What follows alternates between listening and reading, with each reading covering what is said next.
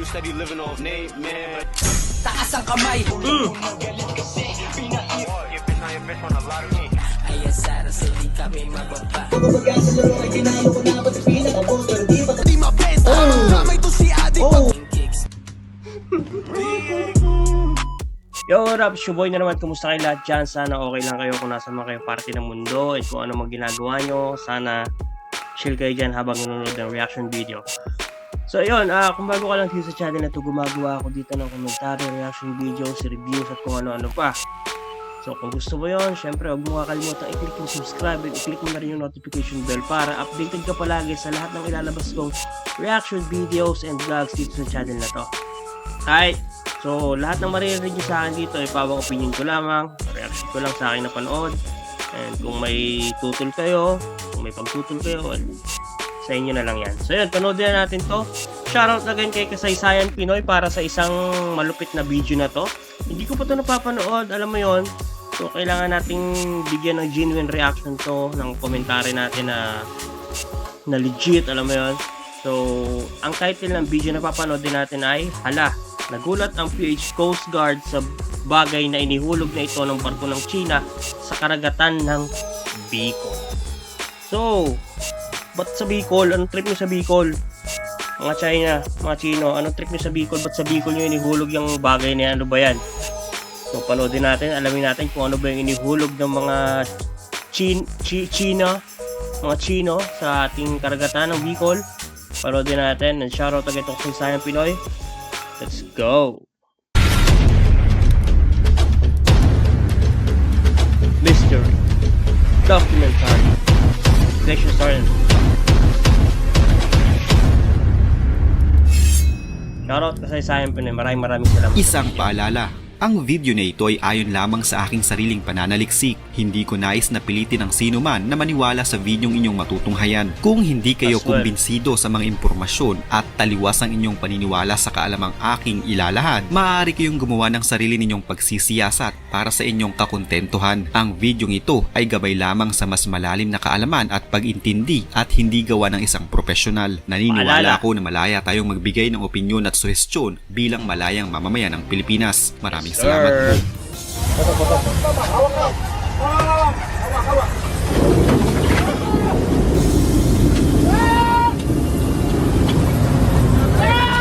Ay, ito yung ano, binobomba ng tubig.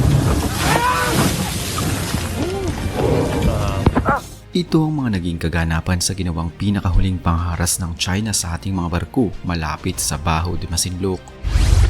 Muli na naman nilang binomba ang dalawang barko ng Pilipinas na patungo sa isang maritime patrol na malapit sa Baho de Masinloc. Ayon kay Philippine Coast Guard spokesperson for the West Philippine Sea, Commodore Jake Triela, nakaranas sila ng dangerous maneuvers at hinarang ng 4 na naglalakihang mga barko ng Chinese Coast Guard at 6 na maritime militia vessels ang mga barko ng Pilipinas sa bahagi iyon ng karagatan. Pinagtutulungan na tayo. Anong dapat gawin? Naduduwag ba tayo? Guys, naduduwag ba tayo? What is happening right now? Naduduwag Unang ba? binomba ng tubig ang Bureau of Fisheries and Pinupuli na Aquatic tayo sa Resources sarili o nating BFAR karagatan, vessel homies. na BRP Datu Bangkaw alas 9:35 ng umaga at tinamaan ang starboard aster nito. At nang nasa 1,000 yards ang layo ng Philippine Coast Guard sa Baho de Masinloc, ay ito naman ang sunod na tinarget ng water cannon sa magkabila nitong bahagi. Nagkaroon ng pinsala sa railing at canopy ng barko. Naglagay din ng China ng harang o floating barrier sa buong daan. Nagbibideo pala. Papasok ng shoal. Sa kabila ng mga pangyayari na ito ay hindi pa din nagpapigil ang PCG at BFAR at itinuloy pa rin ang kanilang maritime patrol. Samantala, ayon naman sa pahayag ng Philippine Navy, may 3 research vessels ng China ang namataan din sa Ayungin Shoal. Ayon kay Philippine Coast Guard spokesperson, Ano bang hihintayin natin? Ganito? Sa tuwing atakihin tayo ng banyaga, ng ibang lahi, ibibideo lang tapos ibabalita. Ganun lang ba yung mangyayari? Wala bang action? Kasi matagal na nangyayari ito eh.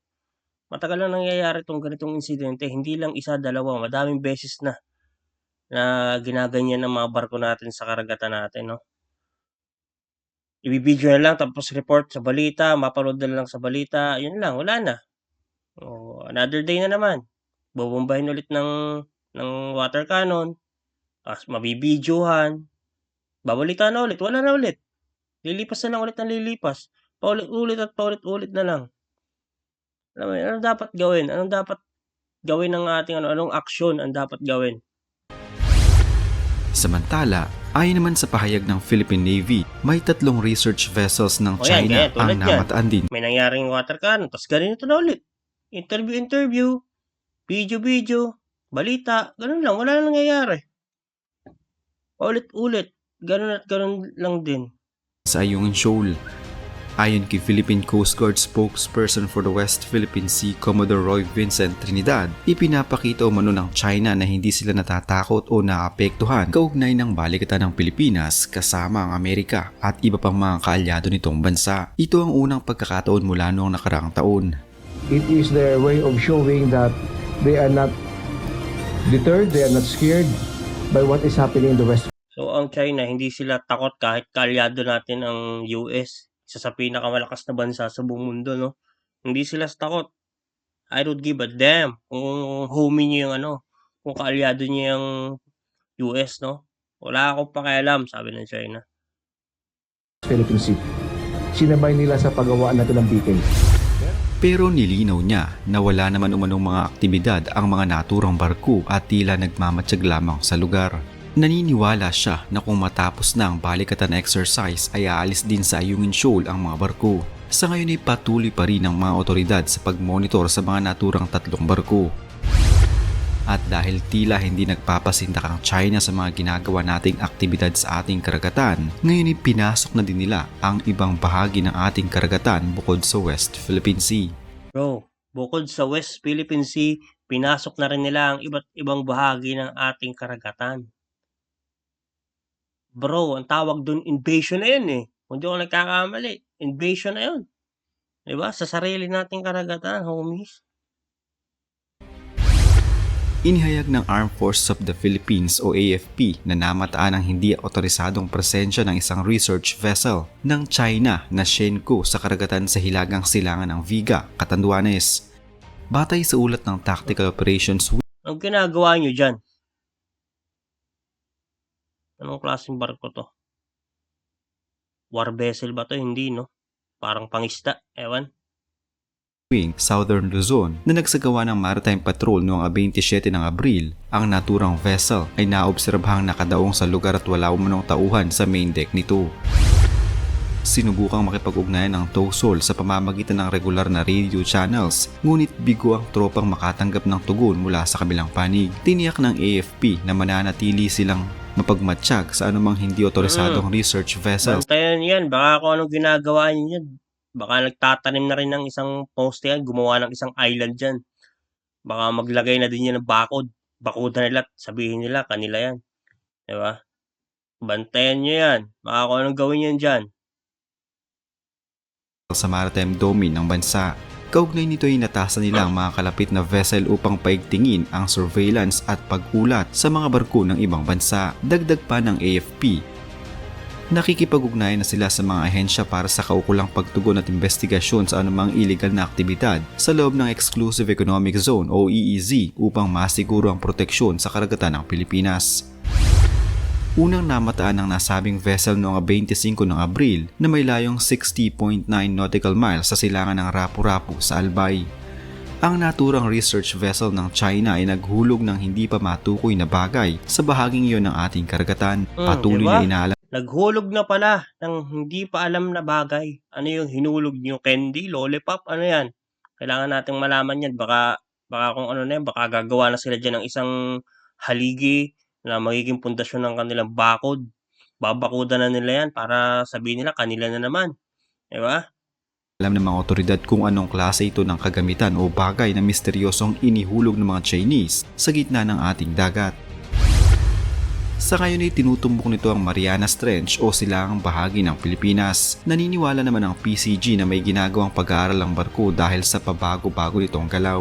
Ang bagay na inihulog na ito ng China ay maaaring isa sa kanilang gamit upang makontrol ang buong South China Sea. Damn! Yo, para makontrol ang buong South China Sea. Holy crap! Mga ganyang moves, no? Paunti-unti, patago. May nihuhulog na pala na hindi natin alam. Na pag nagkagit-gita na, sa huli na, ito na, nagkagit-gita na lahat ng bansa, meron pala sila diyang, o ano ba, weapon ba, o ano mang matuturing natin yan. Yo, baka isang pindot na lang, bigla lang may lalabas na mga kanyon dyan. Di ba? Kapag aralan natin yan, kailangan pagtuunan ng pansin. Iwala naman ang PCG na may ginagawang pag-aaral ang barko dahil sa pabago-bago nitong galaw. Ang bagay na inihulog na ito ng China ay maaaring isa sa kanilang gamit upang makontrol ang buong South China Sea.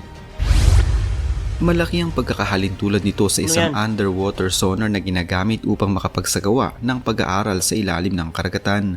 Ayon sa ulat ng Forbes.com, ang China ay gumagawa ng mga surveillance platforms na nakakalat sa South China Sea habang ang ilan naman ay nasa karagatan ng kanilang mga kalapit na bansa tulad ng Pilipinas.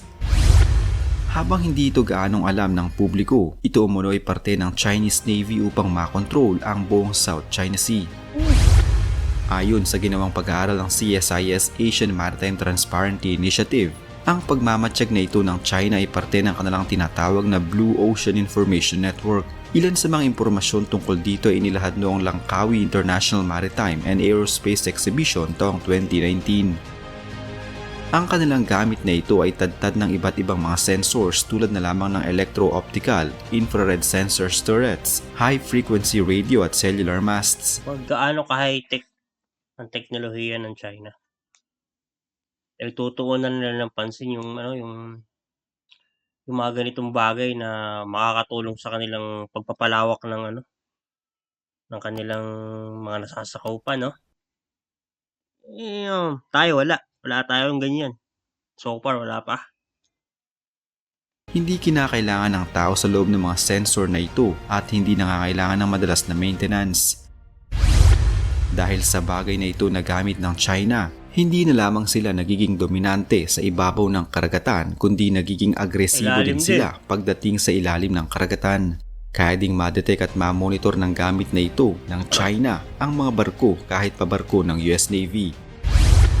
Sa ngayon ay mayroon na silang malinaw at maayos na koneksyon sa pagitan ng Hainan at sa mga base nila sa Spratly at Paracel Island sa West Philippine Sea. Ang mga elementong hindi nakikita sa ilalim ng karagatan ay tinatawag nilang underwater Great Wall. Ito ay mga network of sonar arrays na nakalatag sa sahig ng karagatan. Katulad ito ng SOSUS system na ginamit naman ng bansang Estados Unidos noong magkaroon ng Cold War.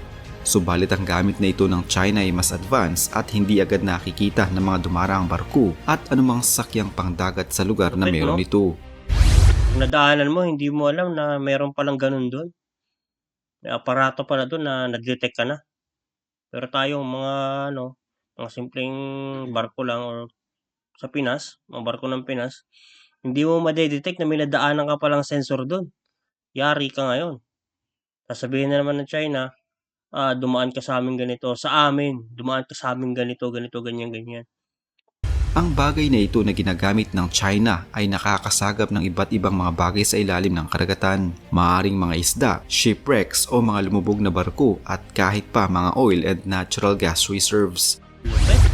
Samantala, kinundi na naman ng US, France, United Kingdom at European Union ang panibagong pambobomba ng water cannon ng barko ng Chinese Coast Guard sa mga barko ng Pilipinas sa Scarborough Shoal. Kaugnay nito, nagpahayag si US Ambassador Mary Kay Carlson ng pagpapatibay ng US government ng suporta nito sa Pilipinas para sa paninindigan sa kalayaan sa paglalayag at international Puro suporta na lang, ano ba? law. Tinawag naman ni EU Ambassador Luke Vero na ginawa ng CCG na labag sa international law. Sinabi rin nito na ang mapanganib na mga maniobra, pambobomba ng water cannon, paglalagay ng floating barrier o anumang agresibong aksyon ay banta sa buhay sa karagatan, kalayaan sa paglalayag at pagbabawal sa paggamit ng puwersa. Sa parte naman ni Britain, Posibleng lumubog yan eh. Kung nasira dyan or napuno ng tubig o ano man, di ba? Posibleng lumubog yan at tumagilid. Mapahamak yung mga sakay na Pilipino dyan. sa parte naman ni British Ambassador Laura Buffields, binigyan din niya ang panawagan ng UK para sa pagkalang sa UN Convention on the Law of the Sea o UNCLOS at sa 2016 Arbitral Award. Sinusugan din ng French Embassy sa Pilipinas ang apela ng UK. Dalawang barko ba naman, no? Ang lit ng barko natin. Kasabay ng pagpapahayag ng pagkabahala kaugnay sa naturang insidente. Matatandaan nitong Martes, binombahan ng CCG ng water cannon ng dalawang barko ng Pilipinas at napinsala pa ang railing at canopy ng isa sa mga barko ng bansa habang nagsasagawa ng patrolya at resupply mission para sa mga mangisdang Pilipino sa lugar. Nagsagawa din ng mapanganib na maniobra at pagharang ang 4 na CCG vessels at 6 na maritime militia vessels. Inihayag ng Amerika na nakakasira sa kapayapaan at stability sa rehiyon ang patuloy na pangaharas ng mga barko ng China sa Philippine vessels sa West Philippine Sea. Ginawa ni US Department of State Principal Deputy Spokesperson Vedant Patel ang naturang pahayag matapos na muling bombahin ng water cannon ng China ang dalawang barko ng Pilipinas habang nagpapatrolya at nagsasagawa ng resupply mission para sa mga Pilipinong mangingisda sa Scarborough Shoal. Sinabi din ng US official na ang paglalagay ng China Coast Guard ng 30 meters floating barriers na nakaharang sa bukana ng Scarborough Shoal ay naglalagay sa kabuhayan ng mga Pilipinong mangingisda sa panganib at pinipigilan ng mga ito na magawa ang kanilang mga legal na karapatan para mangisda sa naturang karagatan. Sarili nating karagatan, hindi tayo makapangisda. Makapagbuntong hininga na lang. Patel na ang karapatan ng bansa sa Scarborough Shoal ay pinagtibay noong 2016 matapos ang pinal at legally binding na hatol ng Arbitral Tribunal. Kaugnay nito, hinimok ng US official ang People's Republic of China na igalang ang navigational rights at kalayaan na igawa. Hindi sila sumusunod dyan sa mga ano na yan. Kahit anong sabi nyo dyan, makukulit. Sa lahat ng estado sa ilalim ng international law. Tulad ng nauna ng pahayag ni US Ambassador to the Philippines Mary Kay Carlson, inundi na din ni Patel ang agresyon ng China at nanawagan para sa pagrespeto at pagsunod sa international law. Tagal na nito. Duterte ano pa to, kung hindi mo na kakamali, yung nakaraang administrasyon pa to, sa mga nakaraan pa. Eto na to, ganito na. Hanggang ngayon.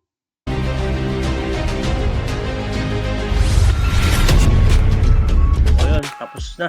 Panood na natin. Damn. So yung pala yung inihulog na yun. Para palang isang aparato yun na sensor. Maraming madetect kung ano man. Mga oil, mga dadaang barko, mga shipwreck. Madedetect pala nun. So hindi natin alam kung yun pa talaga. Baka may ibang paka yung machine na yun. Bakit inihulog dun? Diba? Baka pinag-aaralan na din nila yung area na yun at baka sabihin nila, amin din to. Tayuan natin to ng isang base dito, diba? Hindi natin alam. So, nakakatakot na nangyayari ngayon. So, maging alerto palagi.